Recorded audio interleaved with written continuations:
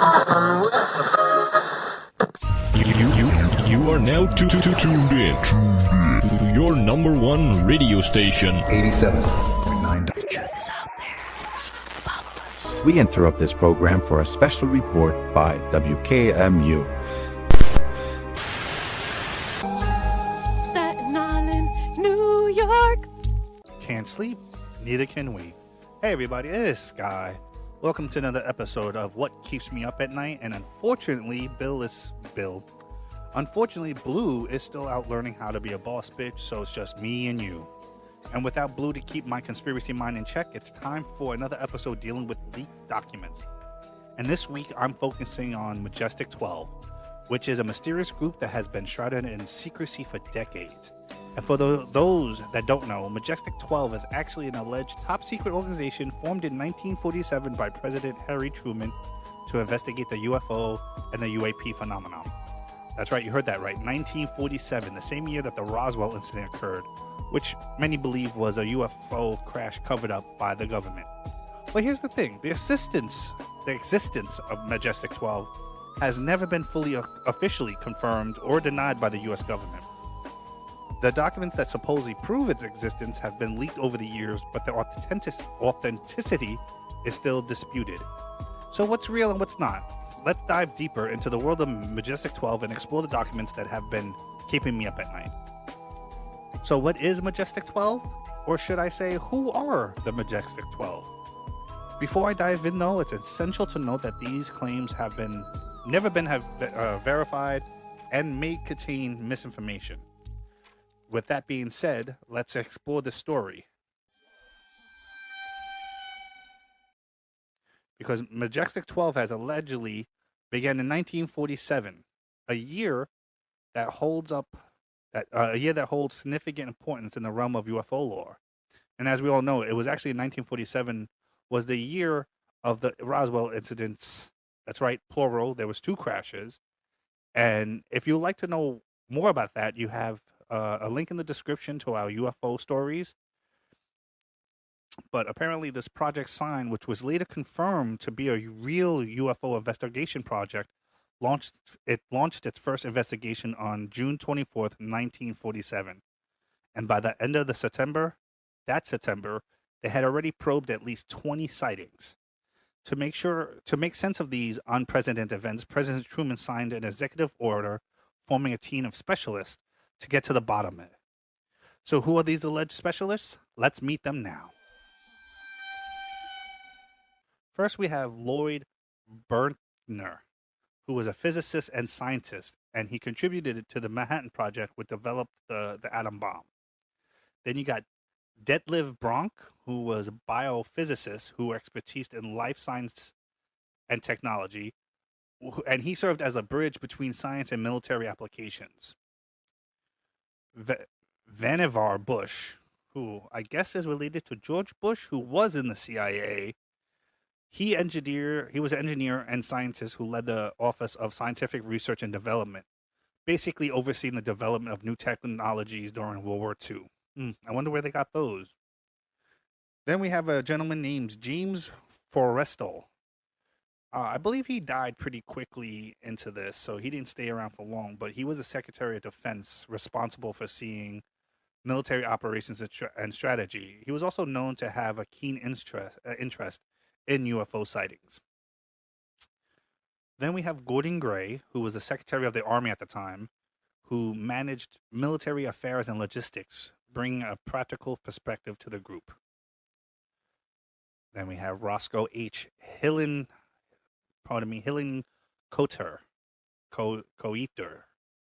He was the first CIA director, and he provided intelligence expertise and connections to the burgeoning world of espionage, i.e. keeping things secret. Jerome Clark Hunsaker was an aeronautical engineer who contributed to aircraft design and development with a focus on innovation technologies. I mean, so far, I'm getting an idea of this, and it sounds like, yeah, they picked the right people so far. Then we got Donald H. Menzel, who was an astrophysicist with expertise in celestial mechanics, UFO sightings, and he offered a scientific perspective on the phenomenon. Robert M. Montague, which is funny because there was a Operation Montague later on. I wonder if he had anything to do with it. But he was a military officer who managed military operations and intelligence with experience in strategic planning. Then we have Sidney Sowers, who was an executive secretary of the National Security Council and coordinating national security affairs and ensuring the group's work aligned with broader government objectives. Nathan F. Twining, who's a military officer and leading Air Force operation and strategist with a deep understanding of military capabilities and limitations, i.e., hey, that's not ours because we can't do that. And then we have Hoyt Vandenberg, who is a military officer managing Air Force operations and intelligence with a focus on surveillance and reconnaissance, basically just looking at people. So we got a huge group of people here, and this list is thrown up in the air. It's not always confirmed. Well, it's not confirmed at all. But just looking over the names and seeing who they were and what they did at the time, it totally makes sense that they would be involved. And if this was a hoax that was perpetrated later on, which would have been like 30 years later, because these files were leaked in the 80s, then they really did their homework to find out who was like the leading experts in these fields. Well, who knows? Who knows? Maybe they're not like leading experts. But it was basically up to these individuals to analyze UFO crashes and encounters with extraterrestrial biological entities. We'll call those EBs for now. And then you also have non-terrestrial entities or devices, NEDs. All right, but I think the NED is a little ambiguous though, because if you remember if you check out our UFO stories episode, we talk about Aurora, Texas, and they had supposedly a dead body of a crashed victim that they put into a cemetery, and they named him Ned. So Ned could also mean a deceased or a non-terrestrial entity dead. So this one was never, the official reporting is it's for a device, but others also say that it could be for dead. Those are the which ones came up in my research. And after extensive research and collaboration, they developed protocols for responding to UFO crashes, which were documented in something called the SOM-1-01 files. Now, that's not SOM-1, it's SOM-1-01, so we'll just say SOM-1, the SOM-1 files. And these files are a standard operating manual. That's what the SOM comes from, providing a step-by-step guide on how to proceed when a crashed UFO is reported. And these protocols aim to ensure a swift, efficient, and covert response to UFO crashes. They really wanted to recover sensitive information and technology while minimizing potential risks and public awareness. Why wouldn't they want us to have public awareness? It could be a couple things, but I think the biggest part and why there's such a huge beginning to this, that it was an issue, was we didn't know if these were good guys or bad guys, and we still don't know. So why would they come out and say, hey, we have somebody out there who's way stronger than us and could get rid of us, and we don't know how to stop them? Why would you tell people that? That would upset them for nothing. So while we're going into this episode, we're going to maybe go over some of the more, this is basically an outline of what the SOM-1 files said. And there's 5 parts to it. The first part was actually the initial response. So what do you do when you first get there? You secure the area. You establish a perimeter to prevent unauthorized access and ensure public safety. And because there's talk that these things are radioactive, you don't want people coming up there and getting sick, and then you have to explain why people are getting sick off radioactive materials when there's no bombs in the area. They also have to assess the situation, determine the extent of damage, potential hazards, and see if there's any presence of, we'll call them EBs. Remember now, EB stands for extraterrestrial entities. Or actually, that's not true. It's extraterrestrial biological entities. So basically, they went in to see if there was any EVs and then go from there. They will then notify MJ12, which is Majestic 12, and inform them that the personnel of Majestic 12 for further instructions and guidance. Part 2 of the Psalm 1 files is actually called Recovery Operations. And this is just basically recover debris, like collect and transport all UFO related materials to a secure facility for analyze and storage, to be analyzed and storage. They would have to, handle with care because these are specialized equipment and techniques were made to handle potentially hazardous materials, ensuring personnel safety. They documented everything. They recorded all aspects of the recovery operations, including photographs, videos, and detailed descriptions. Third part of this is the scarier part for us, I think, sometimes, is biological recovery. Now, this was identifying and extracting, and that's actually what they call it, identify and extract. So they would locate and remove any of the EBs from the crash site. They would contain and transport using specialized containers to transport EBs to secure facilities for medical evaluation and analysis. There is some talk that Tesla's coils were used and other Tesla inventions were used as shields to trap these entities inside so they couldn't escape.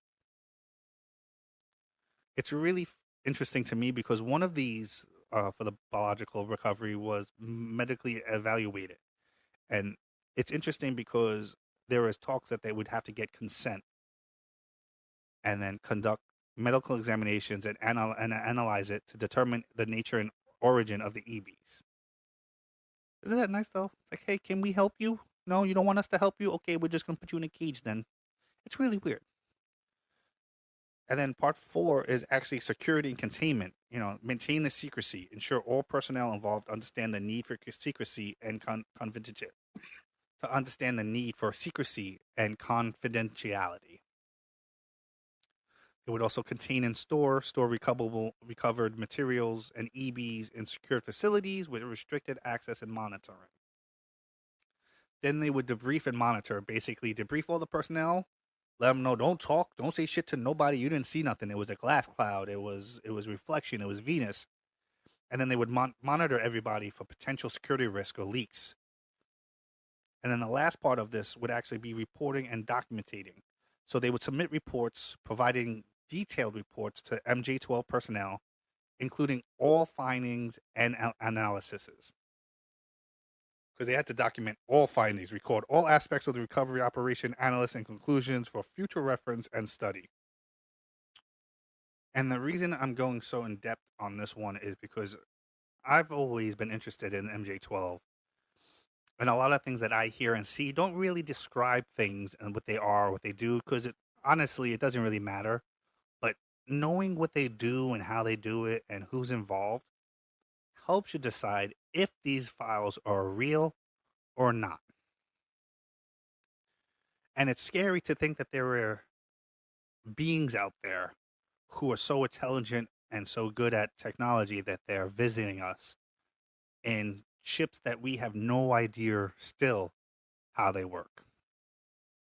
But that's not even like the most unsettling revelation, because according to MJ12, some of these released files, a dwarf star is hurtling towards the inner solar system with catastrophic implications. And this isn't the first time either. Ancient texts speak of floods and a 3,600-year orbital cycle, which we explored in our What If We Are the Children of the Gods episode, link in the description. And this celestial body was called Nemesis. Now, initial studies predicted Nemesis arrival by 2003. So, didn't get this one. But other sources suggest it won't be until 2030. And one thing is certain, though. It's coming. And the consequences will be dire. If there are extraterrestrial life forms out there, we can only hope that they might be able to offer some assistance. MJ12 files also touch on the subjects of dreams and interdimensional crossing, which I personally find super fascinating. And if you're interested in exploring these topics further, I've included some links to those shows in the description also.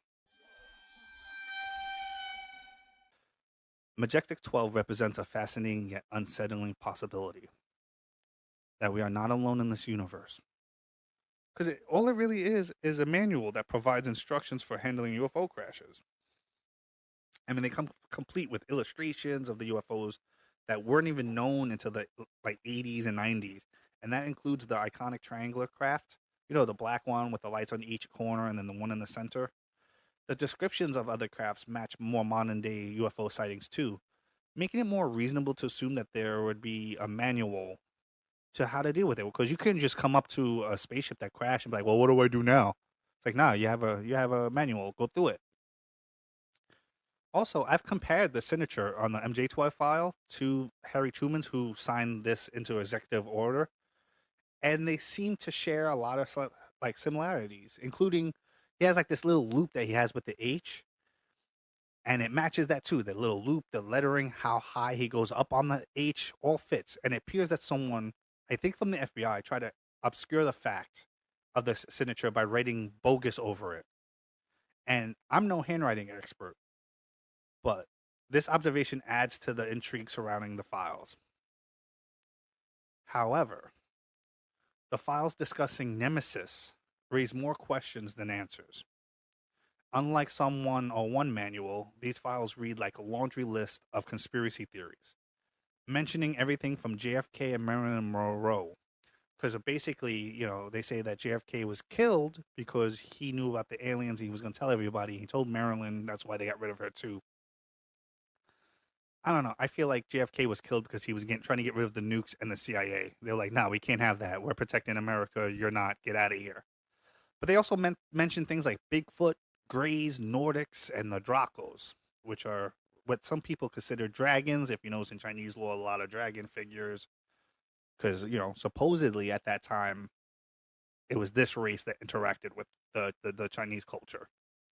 And then the tone, the font, and the language used in the later files were very much different from what you would normally see in standard military documentation. This suggests that there was a potential tampering, alterations by individuals outside the group to make it look like, this crazy stuff is going. And that, some of these reports even say that Nemesis is a sentient planet or a dark force that's just drawn to us, and the Dracos are helping it get us, and then we're basically going to end. We're going to end. And that one actually says it's going to come up from 2030 to about 2045. So it's really weird. But I don't think this is true because initially Nemesis was just a project name for gathering intelligence, and it was chosen because of the certainty about the trustworthiness of the people we're investigating. We don't know who they are. So for now, they're the bad guys because we have no other reasons but to assume that. It's human nature not to trust anything that doesn't look like you. However, the files do centralize claims, and some of the inconsistencies cast doubt whether if it's true or not. Moreover, the predicted timeline for Nemesis arrival doesn't even align with what they were saying 3,600 years. Because if we look through time, the last time there was a major collapse of civilization, it was during the end of the Bronze Age, which was around 2,400 years ago, which would still give us about 1,200 years left to be good before they came back around. And according to the files, Nemesis is pretty close, and if you go by how fast it could be moving, it should be here in a couple years or even months. And, so far nothing. But it is interesting to point out that some of these files have predicted that our first contact, real contact, humans and aliens, will happen in 2025. I don't know about you, but 2025 has been seeming like a special year. And I don't think that I'm the only one. I feel like a lot of us are looking at this year as something that's going to be either really great or really bad.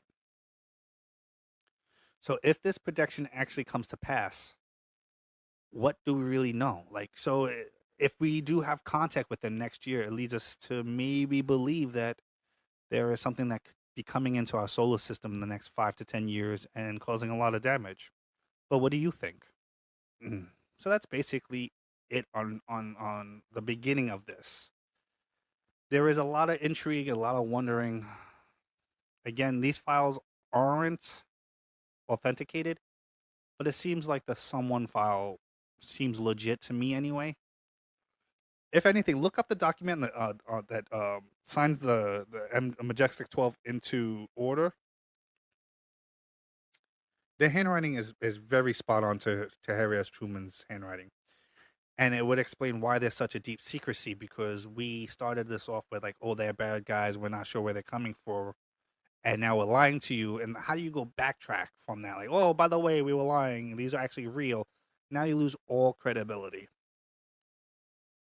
Do I think there's something out there? Yes, I think ancient texts speak of star people and people coming from the clouds. And I don't know. It's just really interesting. And then you have a group of 12 people who, some of them, their families are still reaping the rewards. You have the Lear Jets, the Lear family, super huge into this stuff. And even they kind of are saying like, yeah, a lot of this is true. And now we have multiple CIA agents and ex-ATIP agents coming out and saying that, yeah, we have bodies and we have this and we have that. And they're finally telling us. And it's like, yay, we finally got some whistleblowers telling us what's going on.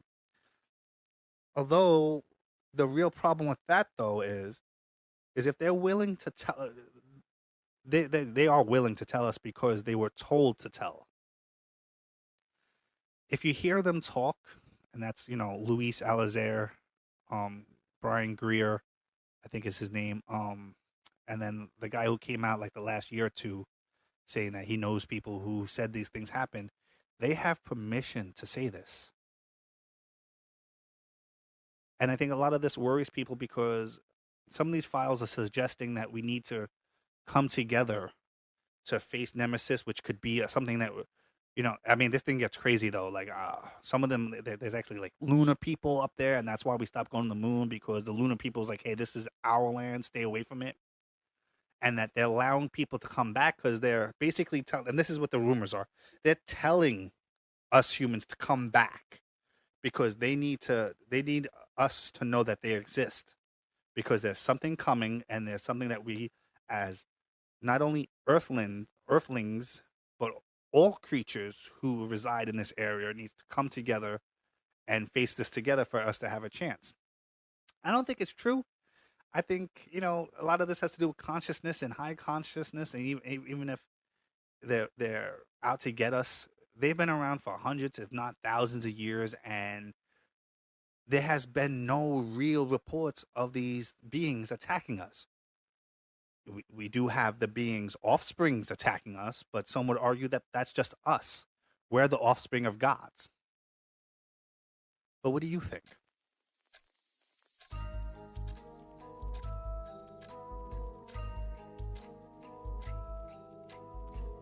Anyway, thank you for joining me on this special episode of What Keeps Me Up.